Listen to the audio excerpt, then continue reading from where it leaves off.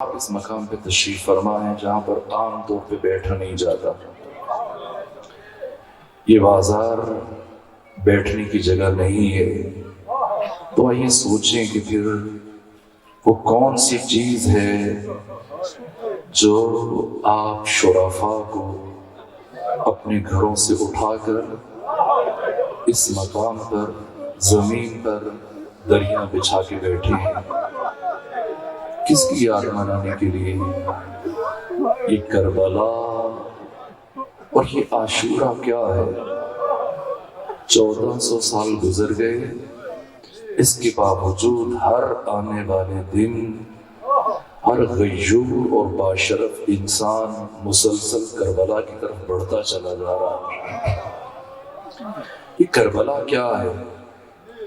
اس لیے جمع ہوئے ہیں تاکہ کچھ مقتولین کا گریہ کریں، آنسو بہائیں، یاد منائیں۔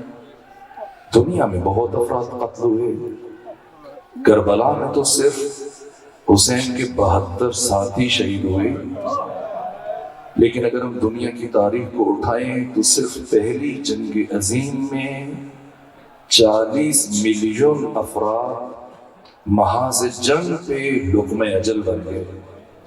40 ملین یعنی 4 کروڑ افراد ایک جنگ میں مارے گئے۔ دوسری جنگ عظیم میں کم سے کم 56 ملین افراد جو میدان جنگ میں محاذ جنگ میں قتل ہو رہے ہیں۔ 56 ملین یعنی 5.5 سے 6 کروڑ افراد صرف ان 2 جنگوں میں کم سے کم 10 کروڑ افراد مرے۔ دنیا ان کی یاد کیوں نہیں مناتی ہے؟ ایک دن میں الجزائر کے 10 لاکھ افراد کو فرانس نے لقمہ اجل بنا دیا، کیوں ان کی یاد نہیں منائی جاتی؟ لیکن انسان بھول چکا ہے، ان کی یاد نہیں منائی جاتی۔ پوری کائنات میں اس تاریخ بشر میں اب تک کتنے بڑے بڑے سانحے رونما ہوئے، کتنی بڑی بڑی جنگیں ہوئی، کتنے بڑے بڑے واقعات رونما ہوئے۔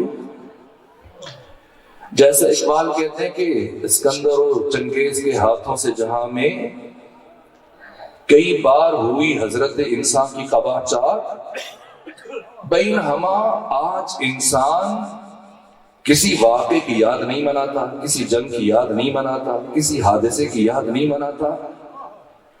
تو پھر یہ کربلا کیا ہے؟ یہ عاشورہ کیا ہے؟ کہ جیسے جیسے دن گزر رہے ہیں، جیسے جیسے وقت گزر رہا ہے، ہر غیور، باشعور اور شریف انسان مسلسل کربلا کی طرف بڑھتا چلا جا رہا ہے۔ یہ کربلا کیا ہے؟ یہ عاشورہ کیا ہے جو آج سے 1400 سال پہلے ایک خشک ریگزار پر، ایک تپتے ہوئے صحرا پر چند گھنٹوں کے لیے چمکا، لیکن ایسا چمکا کہ اس کی روشنی ہمیشہ کے لیے سارے عالم میں پھیل گئی۔ یہ عاشورہ کیا ہے؟ کہ وقت جیسی نیست اور نابود کر دینے والی حقیقت کربلا کے سامنے سجدریز ہونے پر مجبور ہو گئی۔ یہ عاشورہ کیا ہے؟ کہ تاریخ جیسی ستم ظریف حقیقت اس کربلا کے ہیرو حسین ابن علی کے سامنے گھٹنے ٹیکنے پر مجبور ہو گئی۔ یہ تاریخ کا مزاج نہیں ہے کہ وہ واقعات کو، حوادث کو، جنگوں کو اس طرح سے یاد رکھے۔ یہ وارث کربلا، وارث عاشورہ حسین ابن علی نے تاریخ اور زمانے کو مجبور کیا کہ یہ عاشورہ 14 صدیوں میں دشت و دریا، سمندر و صحرا عبور کرتے ہوئے وہاں تک پہنچ چکا ہے جہاں جہاں یہ انسان زندگی گزار رہے ہیں۔ رات سید مجھے گفتگو میں بات کر رہے تھے، صرف چکوال، ڈسٹرکٹ چکوال میں 780 آن دی ریکارڈ مجالس جو آپ کے اداروں میں درج ہیں، صرف ایک ضلع کے اندر اتنی مجالس 365 دن میں کوئی دن خالی نہیں ہے. یہ حسین کون ہے کہ سارا سال جس کا ذکر جاری ہے، گھروں میں، مسجدوں میں، امام بارگاہوں میں، عبادت گاہوں میں، اور سب سے نکل کر آج بازار پر بیٹھ کر یاد حسین منا رہے ہیں، ذکر حسین برپا ہے. کیوں؟ یہ کربلا کیا ہے؟ کیوں کربلا سرمدی ہے؟ کیوں کربلا لازوال ہے؟ کیوں کربلا آفاقی بن گئی؟ کیوں کربلا یونیورسل بن گئی، ہمگیر بن گئی؟ کیوں کربلا کو فنا نہیں؟ پیغمبر نے فرمایا تھا کہ ان فی قتل الحسین لحرارۃ لا تبرد ابدا فی قلوب المؤمنین، کہ قتل حسین کے بعد مومنین کے دلوں میں ایسی حرارت ایجاد ہوگی جو کبھی ٹھنڈی نہیں ہو سکے گی. لیکن کیوں؟ راز کیا ہے؟ اس کربلا کی ماہیت کیا ہے؟ اس عاشورہ کی حقیقت کیا ہے؟ پوری تاریخ بشر کا محیر العقول واقعہ. عقل انسان حیران ہے، شعور بشر ششدر ہے کہ یہ کربلا کیا ہے؟ اس میں چند گھنٹوں میں ایسا کیا ہوا کہ کائنات کے انسان اسے بولنے کے باوجود نہیں بھلا پا رہے، فراموش نہیں کر پا رہے؟ کیسے تجزیہ کریں؟ کون سمجھائے کہ یہ کربلا کیا ہے؟ کون بتائے کہ یہ عاشورہ کیا ہے؟ فلسفی، علم الاجتماع کا ماہر، اہل منطق، سوشیالوجی کے ماہر، سیاستدان، تجزیہ نگار، تاریخ نویس، کون بتائے؟ کسی میں اتنی سکت نہیں ہے کہ وہ کربلا جیسے محیر العقول واقعے سے متعلق لب گشائی کر سکے، جس نے بشریت کو ان 1400 سالوں میں ورطہ حیرت میں ڈال رکھا ہے. جتنا ان 1400 سالوں میں کربلا سے متعلق لکھا گیا، اتنا کائنات کے کسی بھی واقعے سے متعلق نہیں لکھا گیا. جتنی کربلا سے متعلق آج تک گفتگو ہوئی اس عالم ہستبوت میں، اس عالم آب و گل میں، اس بزم گیتی اور کائنات میں کسی دوسرے واقعے سے متعلق اتنی گفتگو نہیں ہوئی جتنا کربلا سے متعلق، کربلا والوں سے متعلق کہا گیا اور سنا گیا، اتنا کسی سے متعلق نہیں کہا گیا. کتنے آنسو بہائے گئے ان 1400 سالوں میں، اگر انہیں اکٹھا کیا جائے تو شاید دنیا کا سب سے بڑا سیلاب جمع ہو جائے. یہ اشکوں کا سمندر، یہ کون ہے کربلا والے؟ کیسے سمجھیں یہ کربلا کیا ہے؟ کون سمجھائے یہ عاشورہ کیا ہے؟ کوئی عالم، کوئی دانشور، تاریخ نویس، کوئی فلسفی، کوئی سکولر، کسی کے بس کا روگ نہیں ہے. اگر کربلا کو سمجھنا ہے تو اس دروازے پہ جانا پڑے گا جس بیوی نے کربلا کو ہم تک پہنچایا ہے. کربلا کی محافظہ، کربلا کی پیغامبر، حسین ابن علی کی سب سے بڑی عزادار، حسین ابن علی کے ہدف اور مقصد کی سب سے بڑی محافظہ، جس نے رسن بستہ اس کیفیت میں تاریخ بشر کے سپرد کیا کربلا کو، کیا تعارف کروایا. کہاں پہ کھڑے ہو کے ہم نے کربلا کو دیکھنا ہے تاکہ کربلا سمجھ میں آ جائے. کس زاویہ دید سے، کس افق پہ کھڑے ہو کر، کون سی نگاہ، کون سی دید اور کون سی اینک لگا کے ہم نے عاشورہ کو دیکھنا ہے تاکہ عاشورہ سمجھ میں آ جائے، تاکہ کربلا سمجھ میں آ جائے. مورخ کی دید میں وہ صلاحیت نہیں ہے، کسی دانشور اور فلسفی کی دید میں وہ صلاحیت نہیں ہے کہ وہ ہمیں کربلا دکھا سکے. کس نے دکھایا؟ ثانی زہرا نے، عقیل بنی ہاشم، عالم غیر معلمہ، کربلا کی شیر دل خاتون زینب بنت علی نے بتایا، اے بشر، اے انسان، اگر کربلا کو سمجھنا چاہتا ہے، اگر عاشورہ کی الف بے کا ادراک کرنا چاہتا ہے تو پھر کیسے دیکھ کربلا کو کہ تمہیں کربلا سمجھ میں آنا شروع ہو جائے۔ عبید اللہ ابن زیاد کے دربار میں جب ابن زیاد کوفے کے گورنر کا دربار کھچا کھچ اہل دربار سے تماشائیوں سے بھرا ہوا تھا، ابن زیاد شراب پی رہا تھا اور بیویوں کو ابن زیاد کے دربار میں لایا گیا، یہ ہنستا رہا، مزاح کرتا رہا۔ پھر اس نے کہا کہ میں نے سنا ہے یہاں علی ابن ابی طالب کی بڑی بیٹی بھی موجود ہے، تعارف کروایا گیا۔ جیسی تعارف ہوا اس نے عجیب زخم زبان لگایا، طنز کیا، زبان کا وار کیا۔ اس کے وہم و گمان میں بھی نہیں تھا کہ اسے ایسا جواب مل سکتا ہے۔ آج کی گفتگو میں یہی دو باتیں عرض کروں گا۔ ایک، ابن زیاد کے دربار میں ثانیہ زہرا نے کیا جملہ کہا، یہاں سے بات شروع کروں گا، اور پھر یزید ابن معاویہ ابن ابو سفیان کے دربار میں ثانیہ زہرا نے کیا ارشاد فرمایا، یہاں پر پہنچ کے اپنی بات ختم کر دوں گا۔ ابن زیاد کو جیسے پتا چلا ثانیہ زہرا سامنے کھڑی ہے، ایک مرتبہ عجیب سوال کیا، طنز کیا، توہین آمیز لہجے میں ہنستے ہوئے کہا، اے علی کی بیٹی بتا تو نے کربلا میں اپنے اللہ کو کیسا پایا؟ سوچ رہا تھا روز عاشور دنیا کے تمام مصائب دیکھنے کے بعد جب میں پوچھوں گا علی کی بیٹی شکوہ کرے گی، علی کی بیٹی شکایتیں کرے گی، علی کی بیٹی مصائب کو بیان کرے گی، اپنی مشکلات کو بیان کرے گی۔ عبید اللہ ابن زیاد کے وہم و گمان میں بھی نہیں تھا کہ علی کی شیر دل بیٹی ایسا جواب دے سکتی ہے۔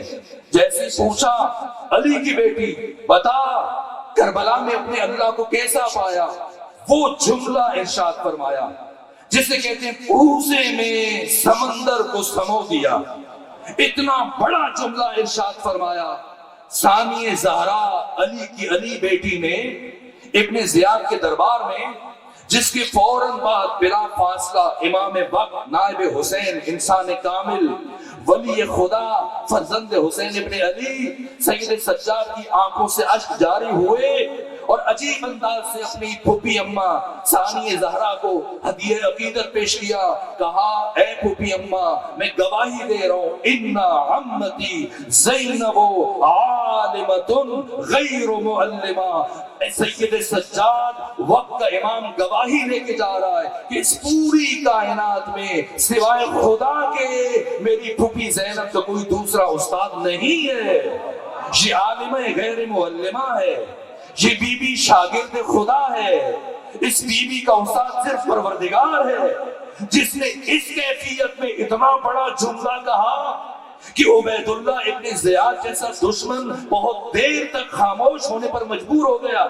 جب پوچھا اے علی کی بیٹی بتا تو نے کربلا میں اپنے اللہ کو کیسے پایا، فرمایا سنو ابن زیاد ما رأیت الا جمیلا، یہ بھی نہیں فرمایا رأیت جمیلا، حاصل کیا، منحصر کیا اپنے کلام کو، فرمایا سن ابن زیاد ما رأیت الا جمیلا، میں نے کربلا میں اپنے اللہ کو بہت حسین پایا ہے، میں نے کربلا میں حسن خدا دیکھا ہے، میں نے کربلا میں عاشورہ کے دن جمال خدا کو دیکھا ہے، نہ صرف جمال خدا کو دیکھا ہے۔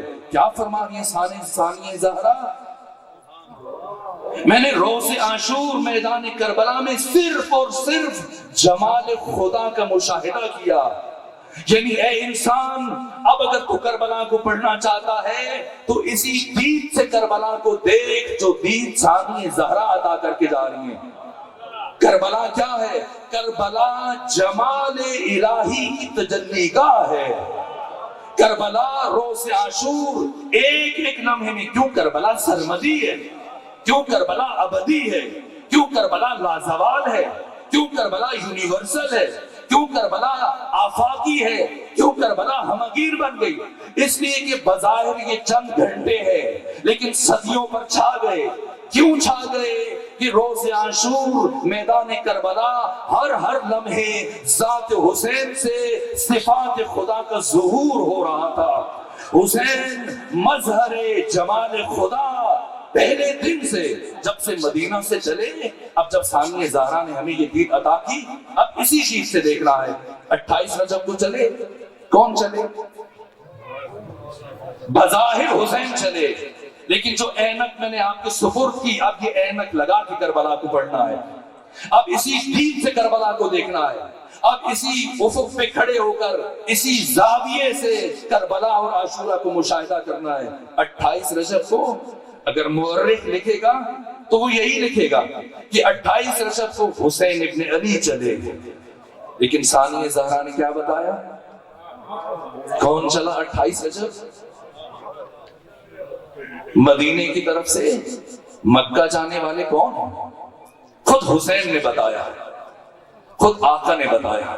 جب آپ کا چھوٹا بھائی محمد وضو بنا رہے تھے نماز تہجد کے لیے، جیسی خبر ہوئی کہ حسین مدینہ چھوڑ رہے ہیں، انہوں نے وضو بیچ میں چھوڑا، وضو کا برتن پھینک دیا، ننگے پاؤں دوڑتے پہنچے امام حسین کی خدمت میں کہ بھیا میں کیا سن رہا ہوں، آپ عراق جا رہے ہیں؟ فرمایا ہاں میں عراق جا رہا ہوں۔ کرنا چاہیے، میرا مشورہ ہے آپ عراق نہ جائیے۔ کیا جواب دیا امام حسین نے؟ کیا جواب دیا اپنے بھائی کو؟ سمجھنا ہے کربلا کیا ہے، جو دید ہمیں ثانیہ زہرا نے عطا کی۔ جیسے محمد حنفیہ نے کہا بھیا حسین یمن چلے جائیں، ہندوستان چلے جائیں، عراق نہ چاہیے، کیا فیصلہ کن جملہ ارشاد فرمایا؟ تو سنو حنفیہ، شاء اللہ ان یرانی قتیلا، اللہ مجھے اپنے راستے میں شہید ہوتے ہوئے دیکھنا چاہتا ہے۔ شاء اللہ، یہ اللہ کی مشیت ہے، یہ اللہ کا ارادہ ہے، یہ اللہ کی چاہت ہے کہ وہ مجھے اپنے راستے میں شہید ہوتا ہوا دیکھے۔ یہ حسین فرما رہے ہیں۔ مؤرخ یہ لکھے گا کہ 28 رجب کو مدینے سے حسین چلے، لیکن خود حسین ثانیہ زہرا کی دید کے بعد ہمیں بتا رہے ہیں کہ بظاہر حسین جا رہے ہیں، بباطن اللہ کے ارادے نے سفر شروع کیا ہے۔ حسین مشیت خدا، حسین ارادہ خدا، حسین اللہ کی مرضی۔ اور جب جناب محمد نے پوچھا کہ چلیں اگر خود آپ جاتے ہیں میں نہیں روک سکتا، اگر یہ اللہ کی مشیت ہے، مخدرات عصمت و طہارت کو نہ لے جائیے، بیویوں کو تو نہ لے جائیں کم از کم۔ کیا فیصلہ کن جملہ ارشاد فرمایا کہ سنو حنفیہ، شاء اللہ ان یراہن سوایا، اللہ ان بیویوں کو اپنے راستے میں اسیر ہوتے ہوئے دیکھنا چاہتا ہے۔ یہ اللہ کی مشیت ہے، یہ اللہ کا ارادہ ہے، اور جو خدا کا ارادہ ہے وہی حسین کا ارادہ ہے۔ یہ پروردگار کا ارادہ تکوینی نہیں ہے۔ اگر ارادہ تکوینی ہو اس کا مطلب حسین مجبور ہیں، نہ، یہ پروردگار کا، شہید مطہری نے فرمایا یہ پروردگار کا ارادہ تشریعی ہے، یعنی خدا نے حسین سے چاہا اور حسین نے خدا کی چاہت کو قبول کیا، یعنی جو مشیت خدا کی وہی مشیت حسین کی، جو ارادہ اللہ کا وہی ارادہ حسین کا۔ حسین ارادہ خدا کا مظہر۔ اب مدینے سے بظاہر حسین کربلا جا رہے ہیں، لیکن بباطن اللہ کا ارادہ سفر کر رہا ہے۔ حسین مشیت خدا ہے، حسین ارادہ خدا ہے، خدا کی مرضی کا دوسرا نام حسین ابن علی ہے۔ ورنہ روز عاشور جب حر ابن یزید الریاحی امام حسین کی بارگاہ میں آئے اور آ کر حضرت سے معافی مانگی، کہا حضرت کیا میری توبہ قبول ہو سکتی ہے؟ امام فرما دیتے نہیں معاف کروں گا، جا فرما دیتے میں تمہیں معاف کرتا ہوں۔ کیا فرمایا؟ کیا جواب دیا؟ سمجھنا ہے وہ دین جو ہمیں ثانیہ زہرا نے عطا کی۔ کیا جواب دیا؟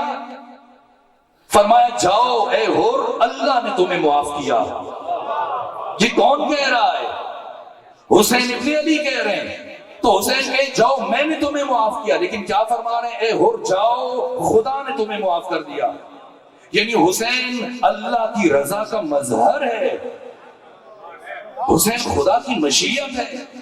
آئیے مل کے یہ سوچتے ہیں، آپ صاحبان معرفت ہیں، ورنہ بازاروں میں چوکوں میں اس طرح کی گفتگو شاید ممکن نہیں ہوتی، لیکن چکوال کے سخن شناس مومنین اس لیے میں آگے بڑھ رہا ہوں۔ کیوں؟ خدا کا ارادہ کیوں ہے؟ کیوں حسین کا یہ ارادہ ہے؟ کیوں اللہ چاہتا ہے کہ حسین شہید ہو جائے؟ کیوں خدا یہ چاہتا ہے کہ مخدرات عصمت و طہارت رسیاں پہن کے بازار جائیں؟ اللہ کی مشیت خدا کے مزاج کے تابع نہیں ہے. خدا مزاج نہیں رکھتا، اللہ مزاج کا خالق ہے. خدا کی مشیت خدا کی لامحدود حکمت کے تابع ہے. اللہ کیوں چاہتا ہے؟ یزید کیوں چاہتا ہے کہ حسین بیعت کرے؟ یزید کی حکومت 3 بر اعظموں تک پھیل چکی ہے. کم سے کم 9 کروڑ افراد موجود ہیں اسلامی سرزمین پر. فرض کر دیجیے اگر یہی 9 کروڑ تعداد ہو، 9 کروڑ میں سے 8 کروڑ 99,999 افراد اگر یزید کی بیعت کر لیں، ایک حسین بیعت نہ کرے تو کیا فرق پڑتا ہے؟ کیوں یزید مصر ہے کہ حسین ہر حال میں بیعت کرے؟ اور امام حسین نے کیوں قیام فرمایا؟ کیوں گئے امام حسین کربلا؟ اس لیے کہ یزید نے امام حسین سے بیعت کا مطالبہ کیا. میں چکوال کے باشعور مومنین سے سوال کرتا ہوں، اگر یزید امام حسین سے بیعت کا مطالبہ نہ کرتا تو کیا امام حسین اب قیام نہ فرماتے؟ کیا فرماتے؟ کیا اب امام حسین اپنا گھر نہ چھوڑتے؟ قیام نہ فرماتے؟ کیا امام حسین نے اس لیے قیام فرمایا کہ اہل کوفہ نے امام حسین کو خط لکھے، نصرت کا وعدہ کیا؟ کب آئے اہل کوفہ کے خط؟ کسی کو پتہ ہی نہیں تھا امیر شام کی موت کا. سب سے پہلے جو خط لکھا گیا امام حسین کو لکھا گیا، اس لیے کہ خود شام میں جب امیر شام کی آخری سانسیں چل رہی تھی، امیر شام حالت احتضار میں تھا، مرنے کے قریب تھا. یزید تو شام کے اندر موجود نہیں تھا، یزید تو شکار کھیلنے کے لیے گیا ہوا تھا. 3 دن کے بعد واپس آیا. یہاں تو اس کی فوج کا سپہ سالار اور کمانڈر ضحاک بن قیس تھا، جس نے 3 دن مسلسل شام کے حالات کو کنٹرول میں رکھا. اور جب یزید واپس آیا تو شام کی حکومت اس کے سپرد کی. لیکن خود حاکم شام کی طرف سے ہدایت تھی، ادھر حاکم شام کی آخری سانسیں چل رہی ہیں، ادھر گھوڑا تیار ہے، تیز رفتار برق رفتار گھوڑے کو تیار کیا گیا، خط موجود ہے، قاصد تیار ہے، تاکہ جیسے ہی یقین ہو جائے کہ امیر شام کی موت ہو چکی، یہ گھوڑا قاصد پہنچے کہاں؟ مدینہ. کس کی طرف؟ کیوں 3 بر اعظموں میں 9 کروڑ افراد میں سے صرف ایک انسان کے لیے اتنی جلدی کیوں کی جا رہی ہے کہ حسین بیعت کرے؟ اور آخر یزید کیوں مصر تھا کہ کوئی اور بیعت کرے یا نہ کرے فرق نہیں پڑتا، لیکن حسین ہر حال میں بیعت کرے؟ یزید کی مجبوری کیا ہے؟ یزید کے آباء و اجداد کیوں چاہ رہے کہ ہر حال میں حسین بیعت کرے؟ کیا مجبوری ہے؟ پوری دنیا یزید کی بیعت کر لے، یزید کی حکومت مشروع نہیں بن سکتی. آپ یزید کو خلیفۃ المسلمین نہیں کہہ سکتے جب تک حسین بیعت نہ کرے. اس لیے یزید مجبور ہے. کردار وہی ہے، یزید نے جو کرنا ہے وہی کرنا ہے، لیکن اپنی حکومت پر اسلام کا لیبل لگانے کے لیے یزید کی مجبوری ہے کہ وہ حسین ابن علی کی تائید حاصل کرے. اس لیے کہ حسین وارث مصطفیٰ ہیں، اپنے عصر کے محمد مصطفیٰ ہیں. جب تک آپ کی تائید نہیں آئے گی اس کی حکومت اسلامی قرار نہیں پا سکتی. یہ مجبوری ہے. یزید حاکم کہلائے گا لیکن اپنے کاموں کو اسلامی نہیں بتا سکتا، اپنے کاموں پر شریعت کا لیبل نہیں لگا سکتا. یہ مجبوری ہے یزید کی. اور حسین ابن علی بیعت نہ کریں، کم سے کم سکوت اختیار کر لیں، خاموشی اختیار کر لیں، روپوش ہو جائیں. کیوں روپوش نہیں ہوئے؟ کیوں ہندوستان کی طرف نہیں نکل گئے؟ کیوں یمن یا کسی دوسرے خطے میں نہیں گئے؟ کیوں کربلا کی طرف چل پڑے؟ آخر کیوں؟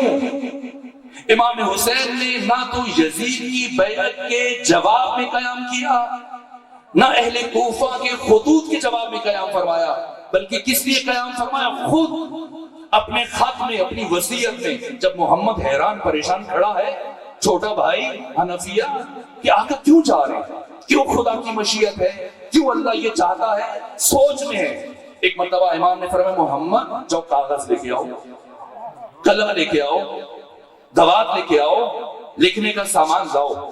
جیسے ہی سامان پہنچا، حسین ابن علی نے خود اپنے ہاتھوں سے وصیت لکھی، هذا ما اوصى من الحسین الى اخی محمد المعروف ابن الحنفیہ، یہ وصیت ہے حسین ابن علی کی طرف سے اپنے بھائی محمد کے نام، جو حنفیہ کے نام سے شہرت رکھتے ہیں۔ ان الحسین یشہد ان لا الہ الا اللہ، حسین اپنے پورے وجود سے یہ گواہی لے کے جا رہا ہے کہ اللہ وحدہ لا شریک ہے، وَأَنَّ مُحَمَّدًا عَبْدُهُ وَرَسُولُهُ، اور حسین کی گواہی دے رہا ہے کہ محمد اس اللہ کا عبد ہے، اس اللہ کا رسول ہے۔ وَأَنَّ الْجَنَّةَ حَقٌّ وَالنَّارَ حَقٌّ وَالْبَعْثَ حَقٌّ وَالنُّشُورَ حَقٌّ، پھر فرمایا جنت حق ہے، جہنم حق ہے، اٹھایا جانا حق ہے، حساب منکر و نکیر حق ہے، پل صراط حق ہے۔ ایک ایک عقیدہ بیان فرمایا، اس کے بعد بتایا کہ حسین کیوں قیام فرمانے لگے۔ فرمایا انی لم اخرج اشرا ولا بدرا ولا مفسدا ولا ظالما، سنو میرا قیام ملک گیری کے لیے نہیں ہے، میرا قیام توقیر پسندی کے لیے نہیں ہے، میں مملکت اسلامی میں فساد برپا نہیں کرنا چاہتا، بل خرجت لطلب الاصلاح فی امت جدی رسول اللہ۔ حسین صرف اور صرف اس لیے مدینہ چھوڑ رہے ہیں کہ اپنے نانا کی امت کی اصلاح میں کامیاب ہو جائیں۔ وَأُرِيدُ أَنْ آمُرَ بِالْمَعْرُوفِ، اس اصلاح کے لیے حسین کا منشور کیا ہے؟ منشور کیا ہے؟ فرمایا اُرِيدُ أَنْ آمُرَ بِالْمَعْرُوفِ، میں اس قیام میں امر بمعروف کروں گا، وَنَهِيتُ عَنِ الْمُنْكَرِ، اور میں اس قیام میں نہیں از منکر کروں گا۔ یہ ہے فلسفہ قیام حسین ابن علی، امر بمعروف اور نہیں از منکر۔ کیوں زندہ ہے حسین ابن علی کا قیام؟ اس لیے کہ امام حسین کے قیام کی روح امر بمعروف ہے اور نہیں از منکر ہے، اور دوسری طرف امام حسین نے امر بمعروف اور نہی از منکر کو اتنی زینت عطا کی کہ زمین سے اٹھا کے آسمان تک بلند کر دیا۔ آپ کہاں بیٹھے ہیں؟ بازار میں۔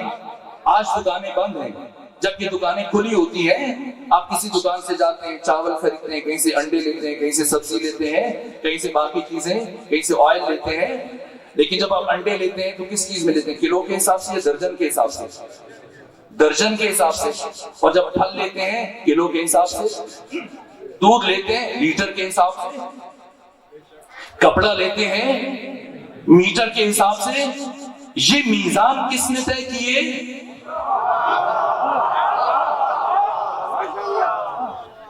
اور اگر آپ چکوال سے نکل کے راولپنڈی چلے جائیں، اسلام آباد چلے جائیں، کراچی چلے جائیں، وہاں بھی یہی ہے۔ کیوں یہ میزان معین کیے گئے تاکہ آپ خرید و فروخت کر سکیں، تجارت کر سکیں، اس کے بغیر ممکن نہیں ہے۔ ان کو ایس آئی یونٹس کہا جاتا ہے، مختلف ملکوں کے ساتھ آپ جو تجارت کرتے ہیں، خرید و فروخت کرتے ہیں۔ لیکن امر بمعروف اور نہی از منکر کا میزان پہلی مرتبہ تاریخ بشر میں حسین ابن علی نے طے کیا ہے۔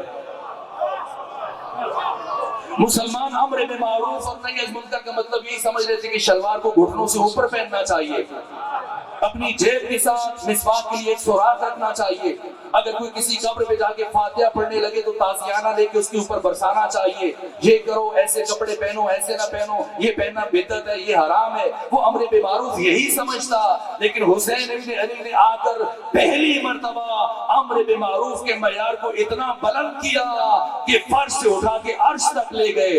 ابو العلا مودودی نے امام حسین سے متعلق تاریخی جملے کہے، ابن ابی العدید معتزلی اہل سنت عالم ہے، امام حسین کو اپنے لفظوں سے خراج عقیدت پیش کیا ڈاکٹر محمد عبدو اہل سنت مفسر ہیں، عالم اسلام کی بڑی شخصیت ہے، امام حسین سے متعلق کہا، لیکن تمام علماء اہل تسنن میں سے سب سے بڑی بات جس شخصیت نے کی وہ ڈاکٹر عباس محمود عقاد ہے۔ کیا کہا کہ روز عاشور میدان کربلا میں دو طرح کی جنگ تھی، ایک جنگ لشکر حسین اور لشکر عمر ابن سعد کے درمیان تھی، اور دوسری جنگ خود حسین ابن علی کی ذات کے اندر، آپ کی صفات کے درمیان تھی، حسین کے کمالات کے درمیان تھی۔ روز عاشور امام حسین کے وجدان میں حسینی کمالات میں سے ہر کمال چاہتا تھا دوسرے سے آگے بڑھ جائے۔ حسین کی معرفت چاہتی تھی حسین کی عبادت سے آگے نکل جائے، حسین کی عبادت چاہتی تھی حسین کی شجاعت سے آگے چلی جائے، حسین کی شجاعت چاہتی تھی حسین کی غیرت سے آگے بڑھ جائے، حسین کی غیرت چاہتی تھی حسین کی سخاوت سے آگے نکل جائے۔ ہر وقت پورے عروج پر حسین روز عاشور مظہر جمال خدا، غیرت الہیہ کا مظہر، جب 72 شہید ہو چکے، حتی علی اصغر شہید ہو چکے، تنہا حسین ابن علی ہیں، اکیلے حسین ابن علی ہیں۔ ایک مرتبہ آقا جب تنہا ہیں، وطر الموضوع ہے، ایسے میں عمر ابن سعد آگے بڑھا، امام کے پاس آیا کہ مجھے ابھی کوفہ سے عبید اللہ ابن زیاد کا خط آیا ہے، اور عبید اللہ نے یہ پیغام بھیجا ہے کہ حسین سے کہو اگر ابھی بھی حسین میری بیعت کر لیں، یزید کی بیعت کر لیں تو حسین کو معاف کر دیا جائے۔ جیسی امام حسین یہ جملے سنیں، اب سنیں جیسی تکلیفات بڑھتی ہیں، مسائب بڑھتے ہیں، ایک مرحلے پر پہنچ کر انسان کی برداشت جواب دے جاتی ہے۔ اور اب حسین کس منزل پہ؟ کربلا میں مرنے سے زیادہ مشکل کام جینا تھا، جو جتنی دیر زندہ رہا اس کے مسائب اتنے زیادہ بڑھتے چلے گئے، جو شہید ہو گئے ان کی پیاس ختم ہو گئی، حسین کی پیاس کس سطح پہ ہے؟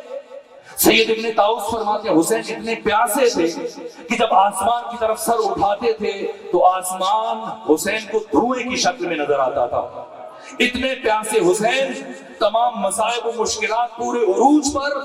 ایسے میں جب عمر ابن سعد نے کہا کہ حسین ابن زیاد نے پیغام بھیجا ہے، اگر ابھی بھی آپ یزید کی بیعت کر لیں آپ کو معاف کر دیا جائے گا۔ حسین جو اتنے 3 دن کے پیاسے ہیں لیکن اتنی غیرت ہے حسین کے نورانی پیکر میں، اب جو اٹھ کے کھڑے ہوئے سوکھے گلے سے اتنی بلند آواز سے گفتگو کی کہ پورے صحرائے کربلا میں حسین کی آواز پھیل گئی، عجیب غیرت الہیہ کا مظہر۔ حسین ابن علی کیا جملہ ارشاد فرمایا، ان الدعی یبن الدعی قد رکزنی بین الاثنتین۔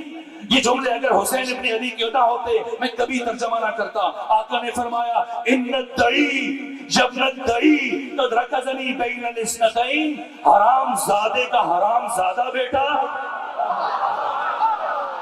وہ حسین سے یہ چاہتا ہے کہ حسین بیعت کر لے، مرنے کے لیے تیار ہو جائے۔ اے عمر ابن سعد جا کر کوفہ میں ابن زیاد کو بتا دینا حسین روز عاشور کربلا میں یہ اعلان کر رہے تھے، ہیہات من الذلہ، اللہ نے ذلت کو حسین سے بہت دور رکھا ہے۔ حسین غیرت خدا کا مظہر ہے، حسین غیرت الہیہ کا مظہر ہے۔ ان الدعی یبن الدعی قد رکزنی بین الاثنتین بین الذلۃ والذلہ۔ اور آج اگر کوئی حسین کے لیے بیعت کی بات کرے، آج اگر کوئی حسین کے دشمن کو رضی اللہ کہے، تو اب یہ انسانیت کے درجے سے اتنا گر چکا ہے کہ یہ لائق کی گفتگو نہیں رہا، یہ لائق کی کلام نہیں رہا۔ اب ٹیلی ویژن کے اوپر بیٹھ کر ایسے لوگوں سے مباحثہ نہ کرو، گفتگو نہ کرو، بحث نہ کرو، مناظرہ نہ کرو۔ کیوں؟ یہ اتنا گرا ہے کہ حسین کے دشمن کو رضی اللہ کہنے پہ آ گیا ہے، تو ایسا انسان قابل گفتگو نہیں ہے۔ اس لیے کہ گفتگو وہاں کی جاتی ہے جہاں کوئی فنی خرابی نہ ہو، اور جہاں کوئی فنی خرابی ہو وہاں گفتگو نہیں کرنی چاہیے، بس ایک سوال پوچھنا چاہیے کہ کیوں دشمنی ہے تجھ کو علی اور حسین سے؟ کیوں دشمنی ہے تجھ کو علی اور حسین سے؟ فرصت ملے تو پوچھ کبھی والدین سے۔ حسین نے دنیا کو بتایا کہ میرے دشمن کو اگر تو رضی اللہ کہے گا تو اس کی عزت میں کوئی اضافہ نہیں ہوگا، لیکن رضی اللہ کے اس جملے کا معیار یقیناً نیچے آ جائے گا. آج جب تم یزید کو رضی اللہ کہہ کے بلاؤ گے تو کم سے کم سب سے پہلی گستاخی تم اصحاب رسول کی خدمت میں کر رہے ہو کہ جب یزید بھی رضی اللہ ہے تو صحابہ اٹھ کے کہیں گے پھر ایسے رضی اللہ کے ہمیں منسوب نہ کرو، یہ ہماری عزت نہیں ہے، ہماری توہین ہے. آج ملا اٹھے اور کہے تھے کہ نا حسین کی آخری نماز قبول نہیں تھی، اس لیے کہ حسین کے جسم پر، حسین کے لباس پر خون لگا تھا. آپ اپنی نمازوں کی فکر کیجئے. وہ حسین جو خود مجسم نماز ہے، ہم آپ کو اتنی اجازت نہیں دیتے کہ آپ اتنا حد سے تجاوز کریں اور حسین ابن علی کی نماز سے متعلق لب کشائی کریں. پہلے سمجھو آپ کون ہو اور حسین کون ہے، پھر اپنی نماز کے فقہی احکام جا کے حسین کی نماز پر لاگو کرنا. آپ تو جب دنیا میں آئے تو آپ کے لیے بھی غسل ضروری قرار پایا، آپ کی ماں کے لیے بھی غسل ضروری قرار پایا. اور جب حسین دنیا میں آئے، حسین کون ہے، حسین کی ماں فاطمہ زہرا کون ہے. جب امام حسن کی ولادت ہوئی اور خود کسی نے ام المومنین عائشہ سے پوچھا کہ اے ام المومنین صفینی بنت محمد، اے ام المومنین عائشہ آپ ہمیں پیغمبر کی بیٹی سے متعلق کچھ بتائیں، ان کے شرف سے متعلق بتائیں. مجھے حیرت ہوتی ہے آگے سے ام المومنین نے یہ نہیں کہا کہ بتائیے کون سی بیٹی. اگر فاطمہ زہرا کے علاوہ کوئی بیٹی ہوتی تو ام المومنین آگے سے کہتی کہ بتائے چار ہیں، کس کا بتاؤں.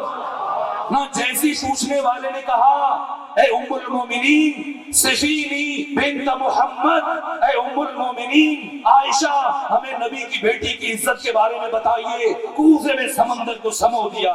کیا جملہ کہا کہ ما اقولو فی حقہا، میں اس بیوی کے عزت سے متعلق، اس بیوی کی معرفت سے متعلق کیا کہوں. صلت الظہر وولدت الحسن ثم صلت العصر، اس بیوی نے ظہر کی نماز پڑھی، پھر حسن کی ولادت ہوئی اور کچھ دیر کے بعد یہی بیوی کھڑے ہو کے عصر کی نماز پڑھ رہی تھی.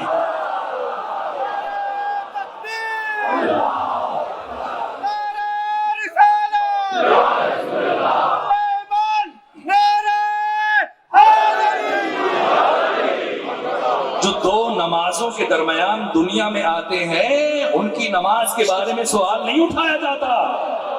حسین مجسم طہارت ہے، حسین طہارتوں کے قرآن ہے. اس لیے جب دنیا میں آئے اور پیغمبر کو پتا چلا خوشی خوشی سیدہ اور علی کے گھر میں آئے، کہا کہاں ہے میرا بیٹا حسین، کہاں ہے میرا بیٹا حسین. جناب صفیہ آگے بڑھی، کہا ابھی ہم نے غسل نہیں دیا. ایک مرتبہ پیغمبر کے چہرے پہ جو مسکراہٹ تھی آپ کا چہرہ سرخ ہو گیا. کہا ارے صفیہ تو کیا غسل دے گی میرے حسین کو، اللہ نے میرے حسین کو طاہر و طیب خلق کیا ہے. حسین خود طہارت ہے، حسین خود نماز ہے. آپ کھیرے کاٹنے کے اسلامی طریقے بتائیے اور یہی تک محدود رہیے. ہم کسی کو حسین ابن علی کی بارگاہ میں جسارت کرنے کی اجازت نہیں دیتے. صلوات بھیجیے خاندان فاطمہ پر.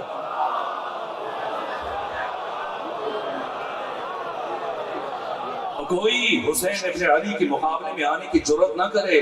حسین نے خود بتایا میرے مقابلے میں آنے والا دشمن کون ہے، اس کی حقیقت کیا ہے، اس کی ماہیت کیا ہے. روز عاشور ہر وصف حسین پورے کمال پر ہے.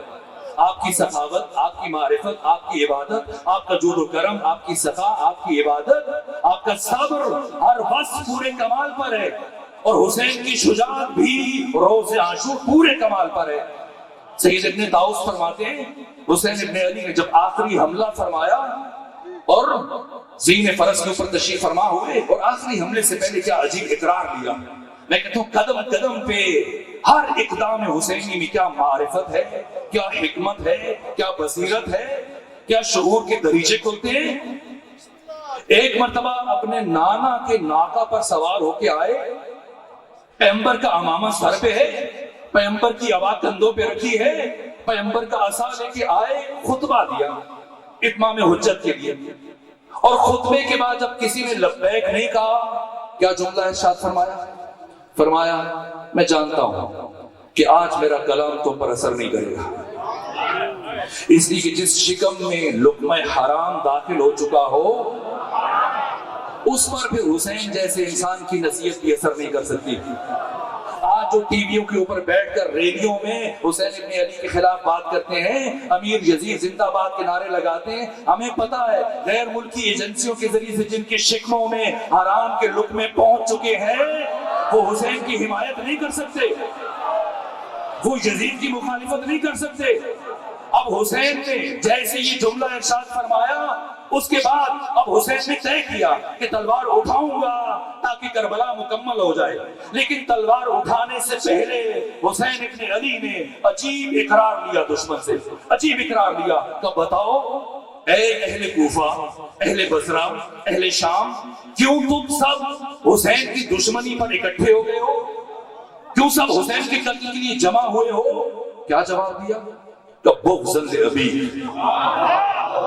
سب نے بیک زبان، عجیب حکمت ہے، بس اس سے آگے نہیں بڑھوں گا، مجھے اندازہ نہیں ہے کہ وقت کیا ہوا، لیکن اب سمیٹ رہا ہوں بات کو۔ جیسے ہی امام نے اقرار لیا بتاؤ کیوں میرے قتل پر جمع ہوئے ہو، سب نے بیک زبان ایک جملہ کا کہ حسین بغضاً لأبی، تیرے باپ علی کی دشمنی میں۔ کیوں اقرار لیا امام حسین نے؟ یاد ہے تھوڑی دیر پہلے جو میں نے امام کی وصیت کے جملے عرض کیے آپ کی خدمت میں، انی لم اخرج عشرا ولا باطلا ولا مفسدا ولا ظالما بل خرجت لطلب الاصلاح فی امت جدی رسول اللہ واريد ان امر بالمعروف وانهى عن المنکر۔ اور اگلا جملہ کیا لکھا وصیت میں؟ واسیر بسیرت جدی رسول اللہ وابی امیر المومنین، میں اس سارے قیام میں اپنے نانا محمد مصطفیٰ کی سیرت پر عمل کروں گا اور اپنے بابا علی کے کردار پر عمل کروں گا۔ پورے کربلا میں حسین نے اپنے نانا رسول اللہ اور اپنے بابا علی کے کردار کو زندہ کیا۔ اب حسین نے تلوار اٹھانی ہے، لیکن تلوار اٹھانے سے پہلے حسین نے دشمن سے یہ عجیب اقرار لیا۔ کیوں؟ یہاں پر سنت مصطفی کو زندہ کیا۔ اہل سنت کی 6 بڑی کتابیں قرآن کے بعد صحاح ستہ، جنہیں سب سے معتبر سمجھا جاتا ہے، صحیح بخاری، صحیح مسلم، سنن ابن ماجہ، سنن ابن داؤد، سنن نسائی، ترمذی، ان 6 میں سے ایک بڑی کتاب سنن نسائی امام نسائی نے لکھی ہے۔ یہی امام نسائی جو صحاح ستہ میں سے ایک کے مؤلف ہے، آخری جملہ عرض کر رہا ہوں، انہوں نے ایک اور کتاب بھی لکھی ہے اور اس کتاب کا نام ہے خصائص علی، اور یہ کتاب آپ کی اردو زبان میں سائم چشتی نے بھی ترجمہ کیا، جناب فیضی صاحب نے بھی 7 ترجمے ہو چکے ہیں، اردو بازار میں ہر دکان پہ چلے جائیں آپ کو ملے گی۔ خصائص علی امام نسائی نے لکھی، جس کتاب کو لکھنے کی پاداش میں ان کی پسلیاں توڑ دی گئی اور اسی سے شہید ہوئے۔ اٹھائیے خصائص علی کی شروع میں ایک عجیب روایت بیان کی تاکہ میں عرض کر سکوں کہ امام حسین نے روز عاشور دشمن سے یہ اقرار کیوں لیا۔ تلوار اٹھانی ہے، لیکن تلوار اٹھانے سے پہلے حسین نے یہ عجیب کام کیا، اقرار لیا حسین حکیم امت ہے، حسین عقل کل ہے، حسین مجسم عقل ہے، حسین سراپا عقل ہے، حسین کے ہر عمل میں، ہر قول میں، ہر فعل میں حکمت کا مینارہ ہے۔ کیوں اقرار لیا؟ سنت رسول کی طرف اشارہ کیا۔ امام نسائی لکھتے ہیں کہ پیغمبر ایک مرتبہ مسجد نبوی میں تشریف فرما ہے اور آپ کا ایک جوان صحابی جس کا نام بریدہ، یہ آیا پیغمبر کے پاس اور آ کر آپ کے سامنے بیٹھ گئے۔ کبھی ہوتا ہے آپ اپنے کسی پیر کے پاس جائیں، مرشد کے پاس جائیں، کسی فقیہ یا مجتہد کی خدمت میں چلے جائیں، کسی سید، کسی عارف، کسی پیر طریقت، کسی بڑے کے پاس جائیں، کبھی آپ کوئی اپنا ایسا مسئلہ ڈسکس کرنا چاہتے ہیں کہ دیکھ کر ہمت نہیں پڑتی کہ آپ کی بات اس میں کوئی شرم کا پہلو ہوتا ہے، کوئی بھی ایسا مسئلہ ہو سکتا ہے، دیکھ کے بات نہیں کر سکتے، کبھی آپ ساتھ جھکا لیتے ہیں۔ بعین ہی امام نسائی نے لکھا کہ جناب بریدہ رضی اللہ تعالی عنہ رسول کے صحابی تھے، پیغمبر کے پاس بیٹھے اور کہا یا رسول اللہ میں ایک مشکل میں ہوں، پریشانی میں ہوں، آپ نے مشکل آسان فرمائی۔ پیغمبر نے کہا بتاؤ۔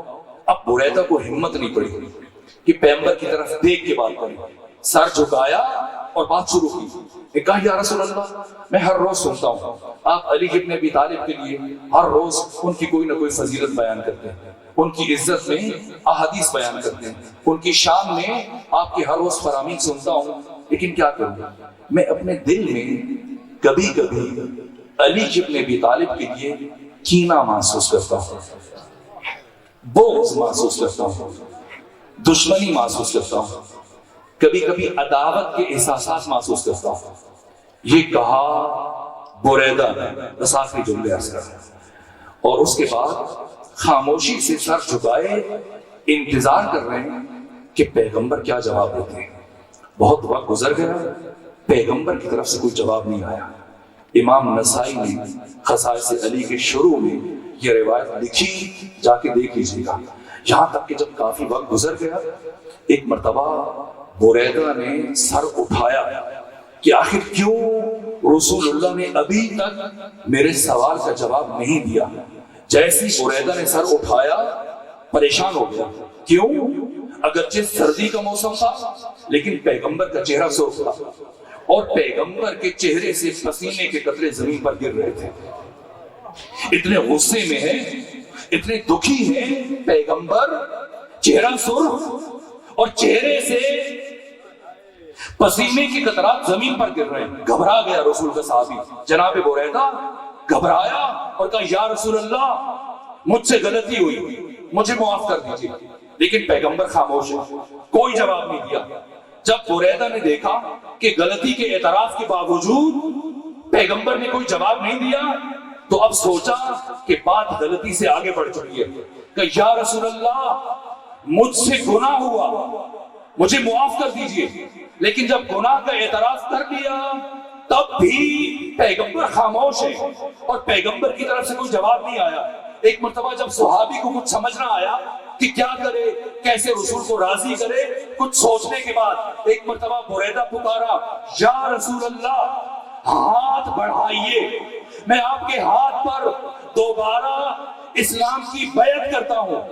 اور امام نسائی نے لکھا کہ عجیب یہ ہوا کہ پیغمبر نے یہ سننے کے بعد اپنا ہاتھ بڑھا دیا، یعنی پیغمبر کی نگاہ میں علی کا دشمن کافر ہے،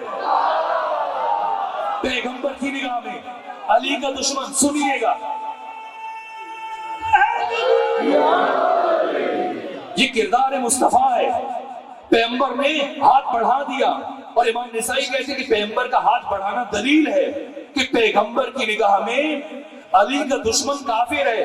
اب روز عاشور حسین نے تلوار اٹھانی ہے، لیکن تلوار اٹھانے سے پہلے حسین دشمن سے اقرار لے رہے ہیں کہ بتاؤ کیوں میرے قتل پر جمع ہوئے ہو، کس لیے اقرار لے رہے، تاکہ قیامت تک آنے والا مورخ کبھی یہ نہ لکھے کہ حسین نے مسلمانوں پر تلوار اٹھائی، پہلے اقرار لے کر ان کے کفر پر مہر تصدیق ثبت کی، اب حسین نے تلوار اٹھائی۔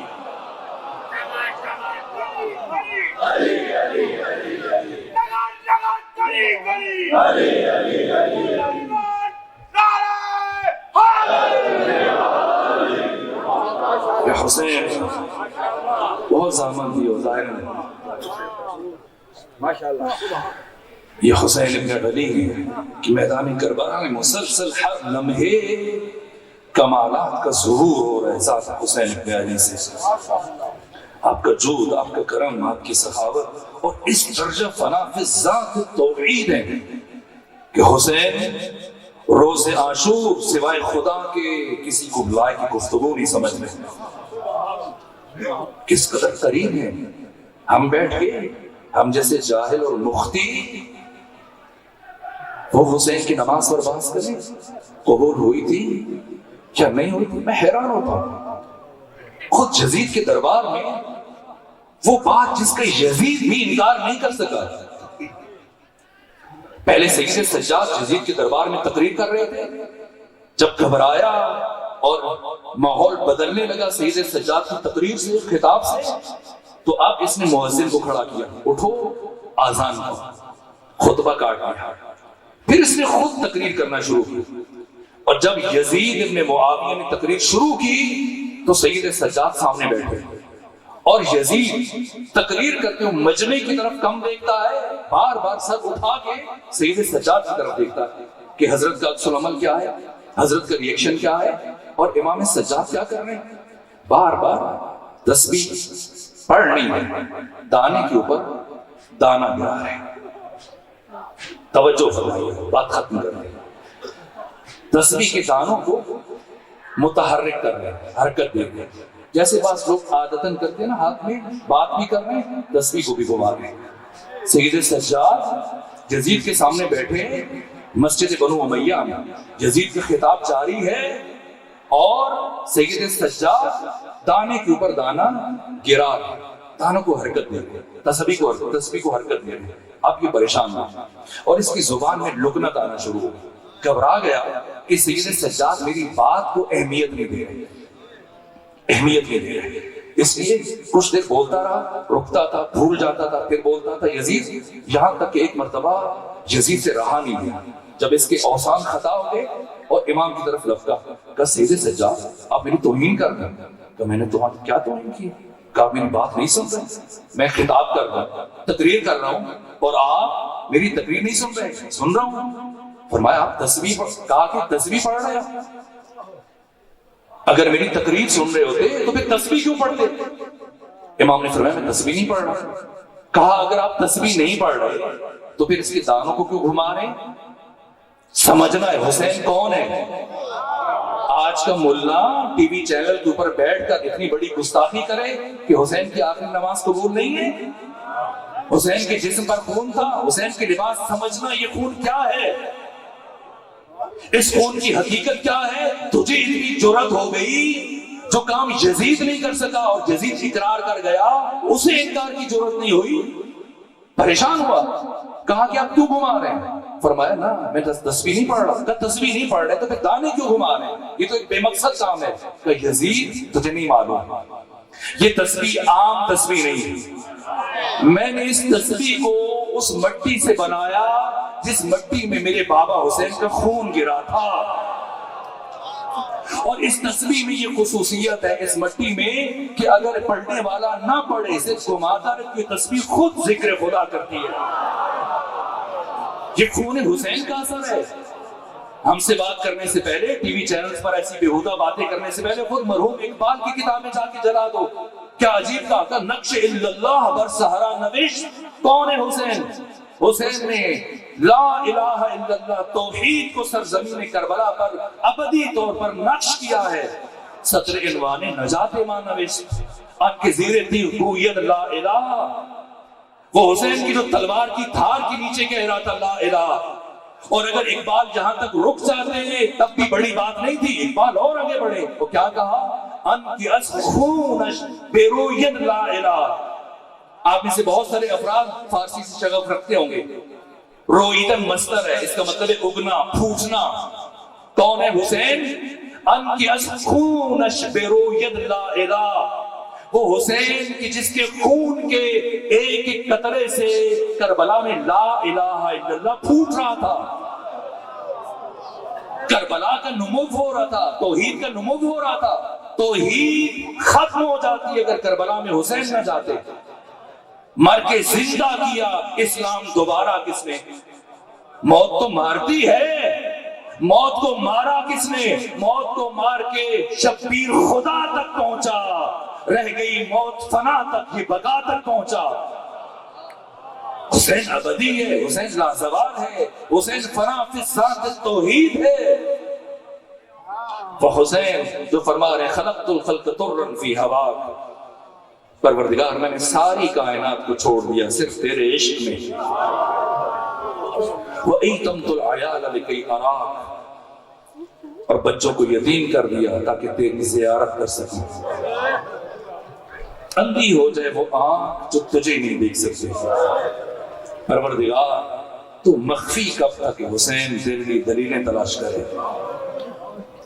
من وجدک فما قال، جس نے تجھے پا لیا اس نے کیا کھویا، اور جس نے تجھے کھو دیا اس نے کیا پایا۔ کون کہہ رہے ہیں؟ حسین کہہ رہے ہیں۔ کس سے کہہ رہے ہیں؟ خدا سے کہہ رہے ہیں۔ کیا کہہ رہے ہیں؟ اے خدا، جس نے تجھے پا لیا اس نے کیا کھویا، اور جس نے تجھے کھو دیا اس نے کیا پایا؟ میرا جی چاہتا ہے کہ آپ کے ساتھ مل کر سب چلیں آج حسین کی بارگاہ میں اور وہی جملہ حسین کی خدمت میں عرض کریں جو حسین اپنے خدا سے کہہ رہے ہیں، اے حسین جس نے تجھے پا لیا اس نے کیا کھویا، اور اے حسین جس بدنصیب نے تجھے کھو دیا اس نے کیا پایا۔ جسے حسین ملا اسے سب کچھ عطا ہوا۔ آئیں سلام کریں اس بی بی کو جس نے حسینیت کو بچا کے ہم تک پہنچایا۔ میں نے آپ سے کہا تھا کہ میں بی بی کے 2 جملے پڑھوں گا۔ ایک جملہ جو ابن زیاد کے سامنے کہا، ظاہر ہم ذاکر صاحب تشریف لا چکے ہیں، باقی وہ مصائب بیان کریں گے، میں اسی جملے پہ بات ختم کرنے لگا ہوں، اب سینے میں سکتنی کی بات آگے بڑھاؤں۔ ایک جملہ ابن زیاد کے سامنے کہا، دوسرا جملہ ثانی زہرا نے یزید ابن معاویہ کے سامنے کہا۔ 21 دن مسلسل بے پالان شتر کی پشت پر سفر کر کے جانے والی سیدہ ثانی زہرا کیسے سفر کیا، کیسے زندہ رہا۔ ثانی زہرا شب عاشور کئی مرتبہ بے ہوش ہوئی تھی اور امام حسین اپنی بہن کو کئی مرتبہ ہوش میں لائے تھے، صرف یہ سوچ کر کے کہ کل میرا بھیا شہید ہو جائے گا، کل کے بعد اپنے بھیا حسین کو نہیں دیکھ پاؤں گی۔ اور امام حسین بار بار ہوش میں لا رہے تھے۔ آخری مرتبہ جب ہوش میں لائے فرمایا، زینب آپ علی کی بیٹی ہیں، آپ کو علی کی شجاعت چاہیے۔ وہ بی بی جو اپنے بھیا حسین کی شہادت کا تصور کر کے بار بار بے ہوش ہو رہی تھی، روز عاشور چند قدم کے فاصلے پر اپنے بھیا حسین کو 17-13 ضربوں کے ساتھ ذبح ہوتے ہوئے دیکھا، لیکن زندہ رہی۔ ثانی زہرا کو اسی لمحے دنیا سے چلے جانے چاہیے تھا جب حسین شہید ہوئے، لیکن زندہ ہے۔ کیوں زندہ ہے؟ اس لیے کہ اب حسین کی محنت کو بچاتا ہے، اب کربلا کے مقصد کو بچانا ہے۔ روز عاشور امام حسین کی رخصت کے موقع پر ثانی زہرا نے ایک عجیب کام کیا۔ جب امام حسین آخری مرتبہ رخصت ہونے لگے، ثانی زہرا نے ایک خیمے میں ایک طرف تمام خواتین کو جمع کیا، تمام مخدرات کو ایک صف میں کھڑا کیا، اور دوسری صف میں یتیم اور بے کس بچیوں اور بچوں کو کھڑا کیا، اور اس آخری مرحلے میں امام حسین کو درمیان سے گزارا۔ سید العلماء علامہ علی نقوی نقل صاحب فرماتے ہیں، ثانی زہرا نے یہ کام کیوں کیا، یہ انداز کیوں اختیار کیا؟ ثانی زہرا نے اپنے بھیا حسین کو بتایا کہ حسین، آج آپ نے اپنی فوج کے ساتھ کربلا کے محاذ کو فتح کیا، اب اپنی بہن کی سپاہ اور فوج پہ بھی ایک نگاہ ڈال دیجئے، جس سپاہ کو لے کر آپ کی بہن ثانی زہرا دنیا کی سب سے بڑی حکومت کو ختم کرنے کے لیے جا رہی ہے۔ کائنات کا مشکل ترین سفر صرف 3 دن جناب ابو ذر غفاری کو جب اونٹ کی پشت پر بٹھا کے، بے پالان پشت کی شتر پہ بٹھا کے ربضہ بھیجا گیا، جب 3 دن کے بعد اترے تو ان کی رانوں کا گوشت گل چکا تھا۔ علی کی بیٹیاں، محمد کی نواسیاں، 35 دن کا سفر 21 دنوں میں طے کروایا گیا بے پالان شتر کی پشت پر، اور جب شام پہنچے تو اب شام میں لے کے نہیں گئے، ابھی بازاروں میں نہیں لے کے گئے، 3 دن تک شام شہر کے دروازے پر روک دیا گیا۔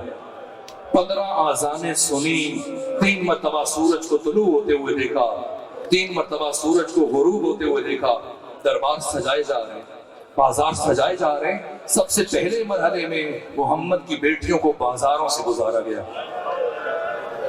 اور جہاں سے بیٹیاں گزر رہی تھیں پتھروں کی بارش ہو رہی تھی۔ یہاں تک میں نے پڑھا ہے کہ بہت ساری خواتین اپنے گھروں سے گرم کھولتا ہوا پانی لے کے گئی چھتوں پر، جہاں سے یہ بچے اور بیویاں گزر رہے تھے، یہ گرم کھولتا ہوا پانی ان کے سروں پر گرا رہے تھے، لیکن ثانی زہرا نے ایک لمحے کے لیے بھی اپنا سفر نہیں روکا۔ جہاں چلنا مشکل ہوا وہاں کوہنیوں کے بل چلنا شروع کر دیا، لیکن آگے بڑھتی چلی گئی، تمام بازاروں کو عبور کیا، تمام شہر کو عبور کرنے کے بعد یزید کے 6 محلات کو بی بی نے عبور کیا، اور خود اس محل کے دروازے پر پہنچی جہاں میں یزید موجود تھا۔ پہلی مرتبہ ثانیہ زہرا اس سارے سفر میں اب تک رکی نہیں تھی، پہلی مرتبہ آگے بیٹھی اور کہا سید سجاد جا کے میری طرف سے یزید کو یہ پیغام دیجئے کہ ہم نے پورے راستے میں ابھی تک دشمن سے چادر کا مطالبہ نہیں کیا، لیکن کیونکہ تمہارے دربار میں یہودی آئے ہوئے ہیں، عیسائی ہیں، غیر مسلم ہیں، صرف اتنی دیر کے لیے ہمیں چادریں دے دو جتنی دیر ہم نے تمہارے دربار میں قیام کرنا ہے۔ لیکن یزید نے کیا جواب دیا کہ سید سجاد جا کے اپنی پھوپھی کو بتاؤ ایک لمحے کے لیے بھی چادریں نہیں دی جائیں گی۔ جیسے ثانیہ زہرا نے یہ جواب سنا، فرمایا اے سکینہ، اے رباب، ام لیلہ، فضلہ، ام فروا، سب ہاتھ اٹھاؤ، میں یزید کے خلاف بد دعا کروں گی، تم سب آمین کہنا۔ بیویوں نے ہاتھ اٹھائے، ثانیہ زہرا نے ہاتھ بلند کیے۔ اس سے پہلے کہ بی بی بد دعا کرتی، ایک مرتبہ سید سجاد آگے بڑھے، تڑپتے ہوئے آگے بڑھے کہ پھوپھی اماں بد دعا کرنا آپ کا حق ہے، میں آپ کو بد دعا سے نہیں روکوں گا، لیکن بد دعا کرنے سے پہلے ایک مرتبہ اپنے بھیا حسین کے چہرے کی طرف دیکھ لیجیے۔ ثانیہ زہرا نے نگاہ اٹھائی، کیا دیکھا؟ حسین کی آنکھوں سے اشک رواں ہے، گویا یہ کہہ رہے ہوں بہن زینب میری محنت ضائع ہو جائے گی۔ فرمایا بھیا حسین تیرے عشق میں تمہاری بہن زینب یہ مرحلہ بھی عبور کرے گی۔ بی بی نے پھر سے چلنا شروع کیا، لیکن کیا ہوا کہ چند قدم طے کرنے کے بعد دوبارہ یزید کے دربار کے دروازے پہ آ کے رک گئی اور بی بی زمین پر بیٹھ گئی۔ سید سجاد دوبارہ آگے بڑھے کہ پھوپھی اماں کیا تھک گئی ہے، کیا پریشان ہے؟ فرمایا نہ بیٹا پریشان نہیں ہوں۔ کہ پھوپھی اماں پھر کیوں بیٹھ گئی ہے، پھر کیوں رک گئی ہے؟ فرمایا سنو سید سجاد، 40 ہجری میں جب میرے بابا علی کے سر پہ ضرب لگی تھی اور وقت آخر میرے بابا نے سب بچوں کو وصیتیں فرمائی تھی اور وقت آخر مجھے قریب بلا کر مجھے وصیتیں کرتے ہوئے ایک وصیت میرے کان میں کہی تھی، اور اس کے بعد 20 سال مسلسل سب مجھ سے پوچھا کرتے تھے کہ اے زینب بتائیے آپ کے بابا علی نے وقت آخر آپ کے کان میں کون سی وصیت کی تھی؟ میں نے کبھی کسی کو نہیں بتایا۔ سنو سجاد، آج پہلی مرتبہ تمہیں بتانے لگی ہوں، میرے بابا علی نے مجھ سے کہا تھا اے میری بیٹی زینب تجھے اپنی زندگی میں ایک دن ننگے سر یزید جیسے شرابی کے دربار میں جانا پڑے گا، تو میری بیٹی زینب نہ گھبرانا، میں علی وعدہ کرتا ہوں میں آؤں گا تجھے اپنے ساتھ لے کے جاؤں گا۔ سید سجاد اس لیے بیٹھی ہوں، اپنے بابا علی کا انتظار کر رہی ہوں، میرے بابا علی نے مجھ سے کہا تھا میں آؤں گا تجھے اپنے ساتھ لے کے جاؤں گا، بابا کا انتظار کر رہی ہوں۔ یہاں تک کہ کچھ وقت گزرنے کے بعد ایک مرتبہ ثانیہ زہرا یہ کہتے ہوئے اٹھ کے کھڑی ہوئی، السلام علیکم یا امیر المومنین، السلام علیکم یا امیر المومنین۔ اب علی کی شیر دل بیٹی ایک مرتبہ یزید کے دربار میں داخل ہوئی۔ منظر کیا ہے؟ عمرا بیٹھے ہیں، سفرا بیٹھے ہیں، گورنر بیٹھے ہیں، یہودی اور عیسائی سب یزید کے دربار میں جگہ ہے، جمع ہے، دل دھرنے کی جگہ نہیں ہے۔ ایسے عالم میں علی ابن ابی طالب کی شیر دل بیٹی جب یزید کے دربار میں داخل ہوئی، یزید یہ سوچ رہا تھا میرے دربار میں جو اتنا کر و فر ہے، یہ جو اتنا بڑا اجتماع ہے، ہر طرف شراب کے جام چل رہے ہیں، جب یہ بے کس بیویاں، جب یہ تھکی ہوئی پیاسی اور بھوکی بیویاں، جب رسن بستہ بیویاں اور یہ بچے میرے دربار میں پہنچیں گے تو سب کے سب میرا کر و فر دیکھنے کے بعد، میرا جاؤ حشم دیکھنے کے بعد میرے قدموں میں گر جائیں گے۔ توجہ فرمائیے گا، مسائل پڑھ چکا، بس ایک جملہ پیغام دے کے آپ کی زحمت کو تمام کر رہا ہوں۔ ایک مرتبہ جیسے ہی یہ بیویاں اور بچے میرے دربار میں پہنچیں گے، سب میرا کر و فر دیکھیں گے، میرے قدموں میں گر جائیں گے، سب مجھ سے معافیہ مانگیں گے، مجھ سے رحم کی اپیل کریں گے، لیکن اللہ رے جلال زینب بنت علی کس شان سے بی بی اس سارے سفر کی تھکی ہونے کے باوجود ان بیویوں اور بے کس بچوں کے ساتھ یزید کے دربار میں داخل ہوئی۔ ایک مرتبہ صفوں کو چیرتی ہوئی بی بی آگے بڑھ رہی ہے اور یزید کے تخت کے داہنے طرف آ کر بی بی کھڑی ہوئی۔ باقی تمام بیویوں نے جلدی سے ثانیہ زہرا کے گرد حالہ بنایا، سب بی بی کے گرد آ کے جمع ہو گئی۔ ایسے میں اب یزید شراب پی رہا ہے، اقتدار اقتدار کے نشے میں مست ہے، حکومت کے نشے میں مست ہے، فتح کے نشے میں مست ہے، اور چاروں طرف سب سر یزید کے سامنے جھکے ہوئے ہیں۔ ہر زبان یزید کو خلیفۃ المسلمین کہہ رہی ہے، ہر زبان یزید کو امیر المومنین کہہ رہی ہے۔ اس نشے کے عالم میں، اس غرور کے عالم میں ایک مرتبہ یزید نے سر اٹھایا اور کہا میں نے سنا ہے ان اسیروں میں علی کی بڑی بیٹی زینب بھی آئی ہے۔ عزیز بیٹھ جائیے۔ ان اسیروں میں علی کی بڑی بیٹی زینب بھی آئی ہے۔ کسی مشیر نے اشارہ کیا، وہ خاتون، آخری جملے عرض کر رہا ہوں، وہ خاتون کھلے بالوں والی جس کے ہاتھ پسے گردن بندھے ہوئے اور جو باقی ساری بیویوں کے درمیان کھڑی ہے، یہ علی کی بڑی بیٹی زینب ہے۔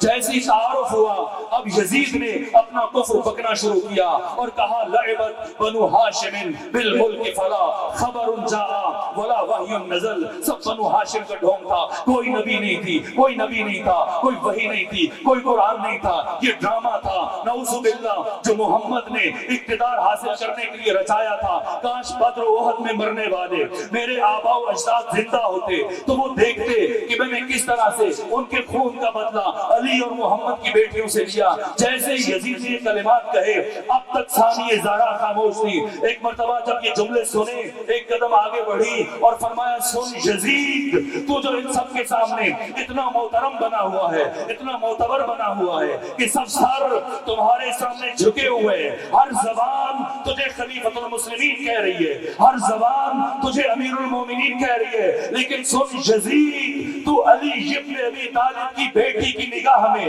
اتنا ہیچ ہے، اتنا پست ہے، اتنا کمتر و ذلیل ہے کہ علی کی بیٹی تجھے لائق تذکرہ نہیں سمجھتی، علی کی بیٹی تجھے لائق کلام نہیں سمجھتی، علی کی بیٹی تجھے لائق گفتگو نہیں سمجھتی۔ وزن کیجئے گا جب بازار سے اٹھ کے اپنے گھروں میں جائے، علی کی بیٹی کے اس جملے کو سوچئے گا، کیا کیا ہے علی کی بیٹی نے یزید کے دربار میں۔ علی ابن ابی طالب کی زندگی کی 84 جنگیں ایک طرف، لیکن یہ ایک جنگ جو ثانیہ زہرا نے لڑی، اتنا کاری وار تھا، اتنا اچانک حملہ تھا علی ابن ابی طالب کی شیر دل بیٹی کا کہ ایک مرتبہ یزید جیسا چرب زبان جو بات بات پر فی البدی اشعار پڑھ رہا تھا، اسے سمجھ نہیں آ رہا تھا کہ اب ثانیہ زہرا کے اس اچانک حملے کے جواب میں کیا جواب دے۔ یہاں تک کہ یزید نے اپنا سر جھکا لیا، سوچ میں غرق ہے کیا جواب دے۔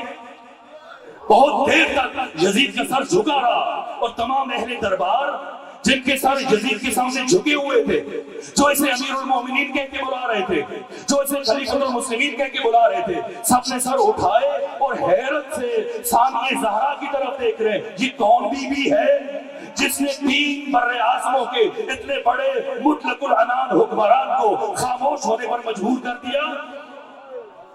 اور اب پلٹ کر سب یزید کی طرف دیکھتے ہیں کہ اب یزید اس بی بی کے اچانک حملے کا کیا جواب دے گا، لیکن یزید کا سر جھکا ہوا ہے، سوچ میں ڈوبا ہے، جواب نہیں مل رہا۔ کافی دیر گزرنے کے بعد جب یزید نے سر اٹھایا تو اب یزید کے پاس اس بات کے علاوہ اور کوئی جواب نہیں تھا۔ کہا اللہ لعنت کرے ابن مرجانہ پر، اللہ لعنت کرے ابن زیاد پر جس نے حسین کو شہید کر دیا۔ میں تو ایسا نہیں چاہ رہا تھا، میں تو ایسا نہیں چاہ رہا تھا۔ جیسے ہی ثانیہ زہرا نے دیکھا کہ میرا وار اتنا کارگر ثابت ہوا، میرا حملہ اتنا کاری ثابت ہوا کہ میرے بھائی کا قاتل اپنی آستینیں صاف کرنے میں لگ گیا، میرے بھائی حسین کے قتل سے اپنا دامن بچانے کی کوشش کر رہا ہے، تو اب ثانیہ زہرا ایک قدم اور آگے بڑھی اور اپنے تاریخی خطبے کا آغاز کیا۔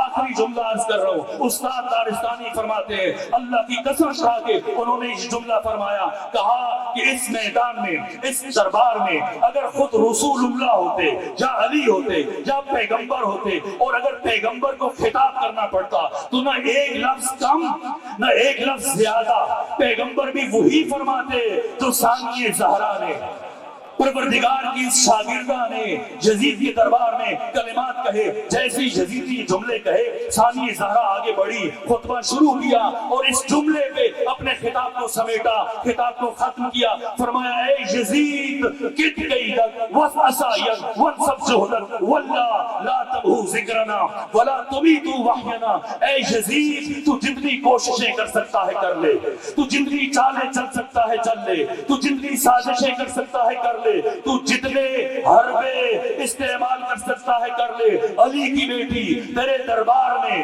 اللہ کی قسم کھا کے یہ اعلان کر کے جا رہی ہے، تو کبھی میرے نانا کے ذکر کو خاموش نہ کر سکے گا، تو کبھی میرے نانا کی وحی کو موت کی آغوش میں نہ سلا سکے گا۔ میں نے گفتگو ختم کر دی۔ میرے عزیزوں، 3 دن کے بعد 40 حسینی ہے، چہلم حسین ہے، یہ روزے چہلم امام حسین الگ ہے پچھلے تمام سالوں سے۔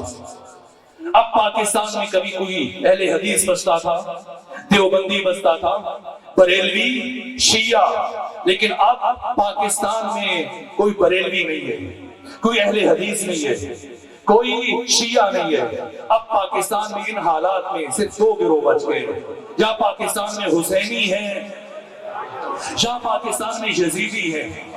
پہلے کے چہلم اور اس چہلم میں بڑا فرق ہے۔ اس چہلم میں آپ نے شرکت کرنی ہے، اور جس نے شرکت کرنی ہے، ثانیہ زہرا نے جو پیغام یزید ابن معاویہ کے دربار میں دیا کہ حسینیت ایک لازوال حقیقت ہے، حسینیت ابدی حقیقت ہے، اور سنیں ثانیہ زہرا کسی دشمن کا احسان بھی نہیں رکھتی۔ آپ نے ثانیہ زہرا کو یقین دلوانا ہے۔ شب عاشور ثانیہ زہرا بڑی مضطرب تھی، پریشان تھی، اس لیے سوچ رہی تھی کہ پتہ نہیں کل یہ میرے بھیا کا ساتھ دیں گے یا نہیں دیں گے۔ ایک مرتبہ جب حبیب ابن مظاہر پر ہلال بن نافع نے خبر پہنچائی کہ ثانیہ زہرا اپنے بھیا حسین سے کہہ رہی ہے نہیں معلوم کل یہ صحابی ہمارا ساتھ دیں گے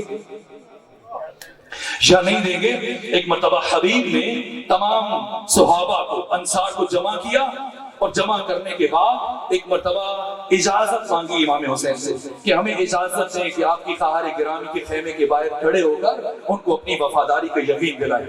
تمام اصحاب اکٹھے ہوئے، جمع ہوئے، آ کے اپنی تلوار کی نیاموں کو توڑنا شروع کیا اور کہا اے علی کی بیٹی، اگر آپ حکم دیں تو ابھی اسی رات دشمن پر حملہ آور ہو جائیں، ابھی جہاد شروع کر دیں۔